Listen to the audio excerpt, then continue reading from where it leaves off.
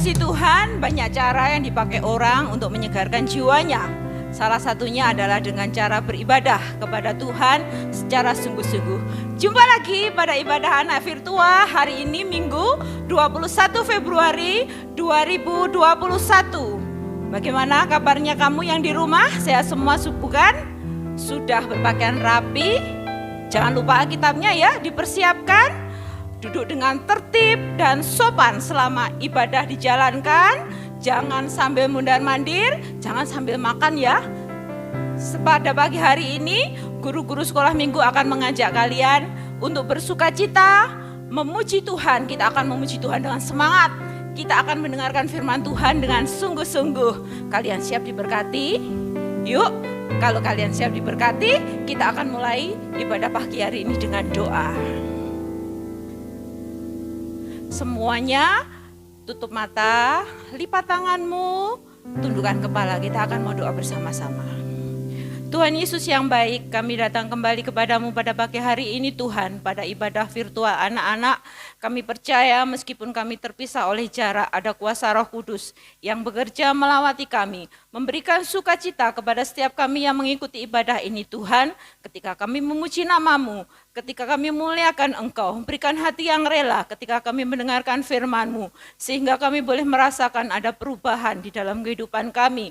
Mengurapi guru-guru yang melayani ibadah pada pagi hari ini, mengurapi om-om yang melayani musik. Kami percaya di dalam pimpinan kuasa Roh Kudus-Mu kami akan merasakan ibadah yang bersukacita dan dilawati Tuhan. Kami berdoa di dalam nama Tuhan Yesus Kristus. Haleluya.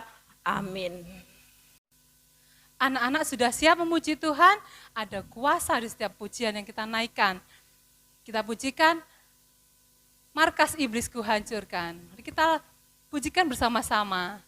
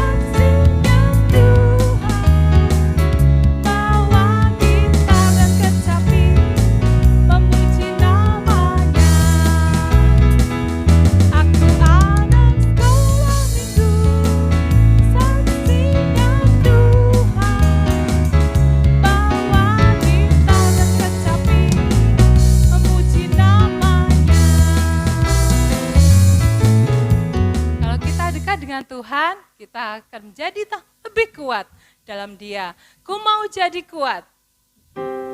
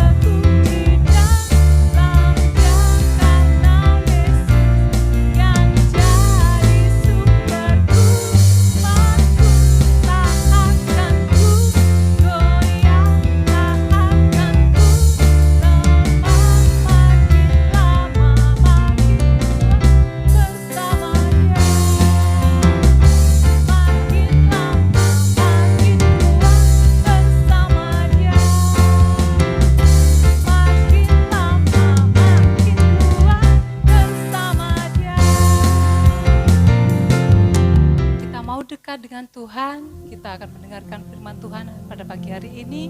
Mari kita pujikan Bapakku yang baik.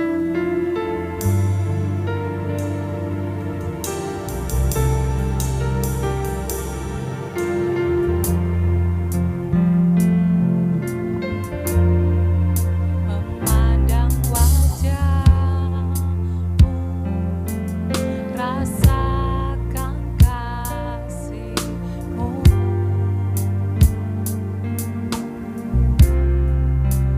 Tinggal dekat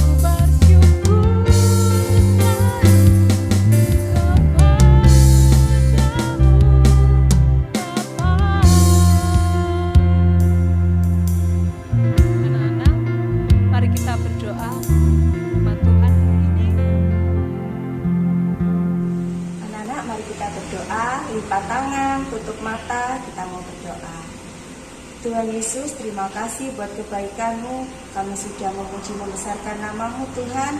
Sebentar kami akan mendengarkan firman. Tuhan berkati kami semua. Tuhan berkati guru yang akan bertugas. Terima kasih Bapa, dalam nama Tuhan Yesus kami sudah berdoa. Haleluya, amin. Hai adik-adik, jumpa lagi dengan Kak Agnes. Hari ini kita akan kembali belajar tentang firman Tuhan. Sebelumnya silakan adik-adik siapkan Alkitabnya ya terlebih dahulu. Sebelum kita membuka Alkitab, Kak Agnes mau tanya dulu. Adik-adik pernah nggak melihat orang gila? Masa nggak pernah? Kak Agnes itu sering lihat itu di pasar. Nah, orang gila itu seperti apa sih? Kadang itu telanjang, nggak pakai baju. Nah, masa ada orang normal nggak pakai baju, ya kan? Nggak mungkin kan? Nah, orang gila itu orang yang stres, dia penuh dengan beban berat, sehingga roh-roh jahat itu merasuki dirinya. Jadi dia tidak bisa mengendalikan dirinya, akhirnya dia juga nggak punya malu. Ya, hari ini kita juga akan belajar tentang Yesus mengusir roh jahat. Sebelumnya kita akan buka Alkitab kita, silakan adik-adik buka di dalam kitab Lukas pasal yang ke-8 ayat 26 sampai 33. Sudah ketemu ya? Oke, kita akan baca bersama, Kak Agnes juga baca dari sini. Hitungan ketiga kita mulai ya. 2, 3. Yesus mengusir roh jahat dari orang Gerasa. Lalu mendaratlah Yesus dan murid-muridnya di tanah orang Gerasa yang terletak di seberang Galilea. Setelah Yesus naik ke darat, datanglah seorang laki-laki dari kota itu menemui dia. Orang itu dirasuki oleh setan-setan dan sudah lama ia tidak berpakaian dan tidak tinggal dalam rumah, tetapi dalam pekuburan. Ketika ia melihat Yesus, ia berteriak lalu tersungkur di hadapannya dan berkata dengan suara keras, "Apa urusanmu dengan aku, hai Yesus, anak Allah yang maha tinggi? Aku memohon kepadamu supaya engkau jangan menyiksa aku." Ia berkata demikian sebab Yesus memerintahkan roh jahat itu keluar dari orang itu. Karena sering roh itu menyeret-nyeret dia, maka untuk menjaganya ia dirantai dan dibelenggu. Tetapi ia memutuskan untuk segala pengikat itu, dan ia dihalau oleh setan itu ke tempat-tempat yang sunyi. Dan Yesus bertanya kepadanya, "Siapakah namamu?" Jawabnya, "Legion," karena ia kerasukan banyak setan. Lalu setan-setan itu memohon kepada Yesus supaya ia jangan memerintahkan mereka masuk ke dalam jurang maut. Adalah di sana sejumlah besar babi sedang mencari makan di lereng gunung. Lalu setan-setan itu meminta kepada Yesus supaya ia memperkenankan mereka memasuki babi-babi itu. Yesus mengabulkan permintaan mereka.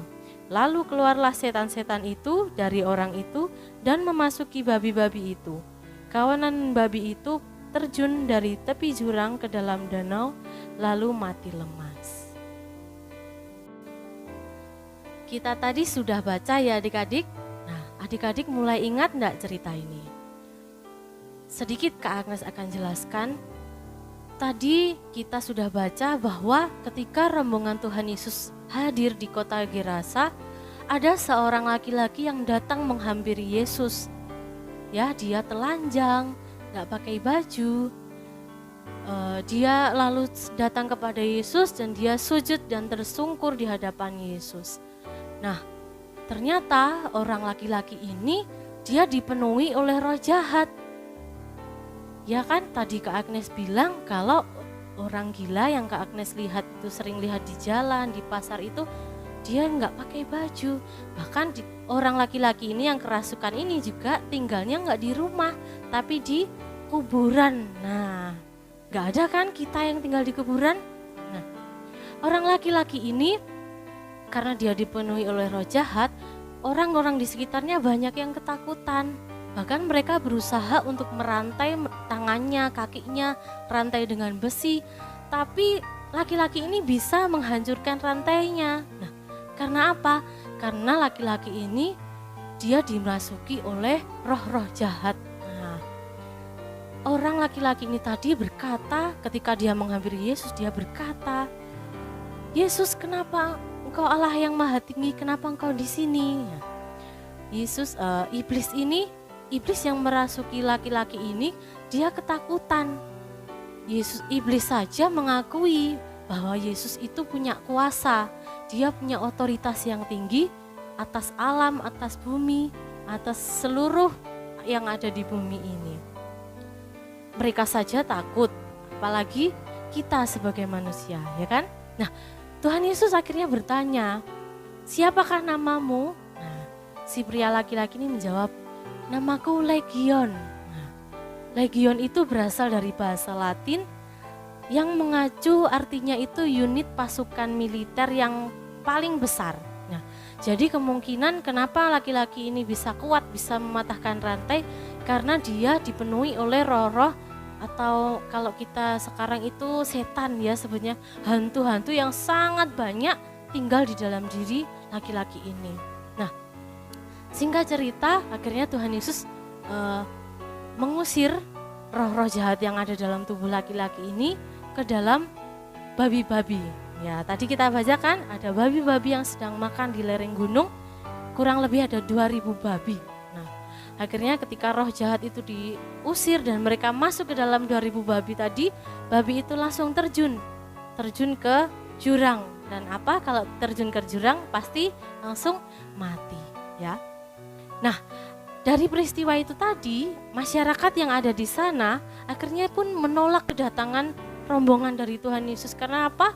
Karena mereka takut nanti kalau Tuhan Yesus lama-lama di sini banyak ternak kita yang akan mati, ya kan? Padahal daging babi itu kalau nggak salah 1 kilo itu 70.000. Nah, bayangkan 1 ekor babi mungkin sudah berapa kilo? 70.000 dikali 2.000. Nah, pasti habis banyak. Jadi mereka akhirnya juga merasa kehilangan. Waduh, ternakku hilang, ternakku mati, aku rugi besar. Seperti itu. Setelah rombongan Yesus tadi tertolak, laki-laki ini tadi yang terbebas dari roh jahat, dia sebenarnya ingin ikut Tuhan untuk memberitakan Injil di tempat lain. Tetapi Tuhan Yesus melarangnya. Karena apa? Karena Tuhan Yesus ingin memakai orang itu untuk memberitakan Injil di kota Gerasa. Jadi orang ini, ya kan, orang yang dulunya terbuang, sekarang dia menjadi seorang pemberita Injil bagi orang-orang yang tidak mengenal Tuhan. Dari cerita yang kita dengar di atas, kita tahu bahwa roh-roh jahat itu menyebut Yesus anak Allah yang maha tinggi. Itu mengekspresikan bahwa pengakuan daripada bangsa-bangsa roh jahat itu tadi, kuasa Tuhan Yesus itu lebih besar daripada kuasa mereka. Jadi mereka itu sangat ketakutan ketika Tuhan Yesus datang. Kemudian peristiwa itu tadi, ketika babi-babi 2.000 babi tadi masuk ke dalam jurang, peristiwa itu tidak dibahas kembali oleh Tuhan Yesus. Tuhan Yesus juga mengabaikan masalah itu. Kenapa? Karena nyawa satu orang, ya, satu jiwa itu lebih berharga daripada babi-babi tadi. Dan yang ketiga, Tuhan Yesus ingin menunjukkan kuasanya pada orang-orang di kota Gerasa. Hebat ya Tuhan kita. Jika orang yang dilasuki legion tadi dipulihkan, tentu ada harapan buat siapapun, termasuk kita. Dunia ini juga penuh dengan kuasa-kuasa jahat yang selalu berusaha menjatuhkan anak-anak Tuhan dengan cara apapun. Nah, karena itu kalian harus setia berdoa, beribadah, juga membaca firman Tuhan agar kalian menjadi semakin kuat di dalam Tuhan. Setan itu tidak melulu merasuki orang ya, seperti kita melihat mungkin ketika ada tontonan jaranan atau apa, bantengan atau apa yang pernah adik-adik lihat, tetapi iblis sekarang juga semakin modern. Dia bisa mempengaruhi kita melalui pikiran kita. Nah, kadang melalui HP yang kita pegang, kadang kita menjadi punya pikiran-pikiran yang ingin melihat hal-hal yang tidak baik, hal-hal yang belum pantas kita lihat. Kadang iblis juga merasuki pikiran kita untuk kita berbohong, kita marah-marah, kita mencuri. Nah, itu salah satu tindakan bagaimana iblis merasuki kita. Nah, tetapi kalian gak perlu takut karena Tuhan Yesus sanggup menolong kalian untuk melepaskan kalian dari kuasa jahat. Kalau orang yang kerasukan setan tadi sudah dipulihkan Tuhan Yesus dan Tuhan Yesus memakai dia untuk memberitakan Injil, kita juga bisa dipakai oleh Tuhan untuk menceritakan tentang kasih Tuhan kepada semua orang yang ada di sekitar kita. Nah, seperti bulan lalu yang kita pelajari, Tuhan mau kalian menjadi garam dan terang dalam dunia ini. Nah, bagaimana caranya? Ini Kak Agnes ada 3 caranya. Yang satu, datang kepada Tuhan dengan sungguh-sungguh. Ketika ada jam-jam ibadah online, baik lewat YouTube maupun Zoom, nah anak-anak silakan mengikuti dengan sungguh-sungguh. Kedua, luangkan waktu setidaknya 5 menit dalam sehari untuk mengucap syukur dan memuji nama Tuhan. Kenapa? Agar hubungan kita semakin dekat dengan Tuhan. Nah, kalau Kak Agnes biasanya ketika diam di rumah itu suka nyanyi-nyanyi lagu pujian. Nah, itu salah satu bentuk kita mengucap syukur dengan memuji Tuhan. Cara yang ketiga, ketika kita dekat dengan Tuhan, kuasa gelap tidak akan bisa mengganggu hidup kita. Dimanapun anak-anak berada, andalkan Tuhan. Cara yang ketiga adalah andalkan Tuhan dalam setiap langkahmu. Ketika keluar rumah, langsung berdoa supaya Tuhan melindungi dimanapun kalian berada. Nah, bersyukur kita punya Tuhan yang Maha Kuasa, iblis saja mengakuinya. Dan kalau kita dekat dengan Tuhan, pasti kita memiliki jiwa yang tenang. Oke, tetap setia beribadah kepada Tuhan. Oke, jangan bosan untuk terus membaca Alkitab setiap hari. Tuhan Yesus memberkati kalian semua. Puji Tuhan, gimana kabar hari ini anak-anak? Kita sudah menyelesaikan ibadah hari ini. Sangat bersuka cita ya, kita sudah memuji Tuhan bersama, mendengar firman Tuhan bersama. Hidupmu itu berharga. Ketika Tuhan mau memakai hidupmu, itu Tuhan akan memakai dengan maksimal.